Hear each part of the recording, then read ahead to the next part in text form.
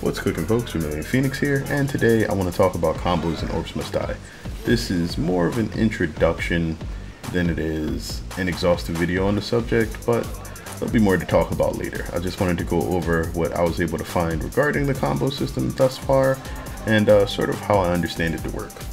So, I should probably talk about what combos do first, and of that there's going to be three main parts that they affect. First will be score. Your score is heavily decided by your combo rate in the game, and higher numbered combos are going to significantly affect it, especially if they are easily repeatable. So if you're going for the leaderboards, or you particularly want a high score for whatever reason, that's what you're going to want to pay attention to. Other than that, it affects your coin. The combo rate that you achieve upon killing an enemy determines a amount of bonus coin that you get when it dies. So again, the higher the number, the more coin you have, the better it is for everybody, especially when you're playing in groups, as hero abilities affect combos, and it will increase the amount of coin available to your entire team. Then you have your Unchained meter. By default, comboing is the only way to gain Unchained, so if you learn how to do it well, you'll be able to Unchain repeatedly in a match, and with it becoming increasingly harder after each Unchained use, if you plan on using it repeatedly, you definitely want to be able to get some combos in. That said, let's talk about the different parts of a combo. So a lot of things that can contribute to the combo numbers, and understanding how to layer them is going to be important, but that's something that will come down to experimentation and just understanding how each particular item works when in use. But as far as the parts go, there are traps, which should be pretty obvious. Gear, all of the equipable gear that can use an ability that affects a minion directly will increase its combo points. And then we have heroes. Heroes are a little bit more complex, and I won't go into the specific details on each hero because I believe that's better when talking about the heroes directly. But each hero ability, the primary attack, their abilities that directly use some sort of debuff or cast an ability on a minion or deal damage, can all add a combo point. In some cases, which are not quite as rare as I expected them to be, some can add more than one. So it's important to understand what those are, how they interact, and you can increase your combo count. From there, we go into Guardians. For the most part, Guardians are equivalent, except for the Deckhand. He has a special purpose in that he adds an additional combo point for each different attack he uses on a minion.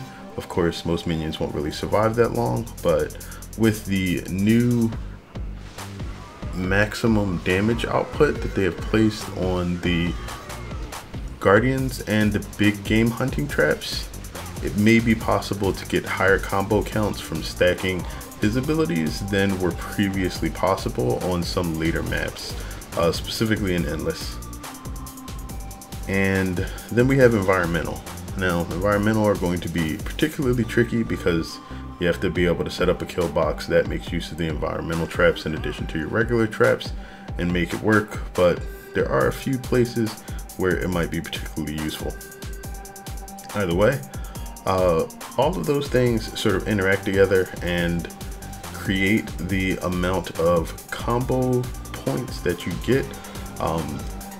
It's important to understand, I guess, the way that combo points actually stack on top of an enemy too, and I think this will be the last thing that I talk about during this particular video, but all of the combo points seem to have a duration of about 2 seconds.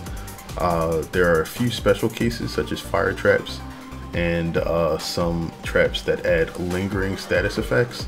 The 2-second duration is from the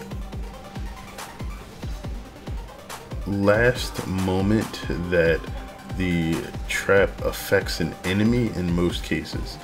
Still have to experiment with a few of the slow traps like the web spinner to see exactly when that expires, but you're guaranteed to get the point within 2 seconds of the trap initially firing on the enemy, so that's not even a question. But there are some things that may linger a bit afterwards, but they may be special circumstances such as the burning effect, which makes fire traps or fire abilities effectively count as 2 combo points instead of 1, although the burning bonus point can't stack more than once.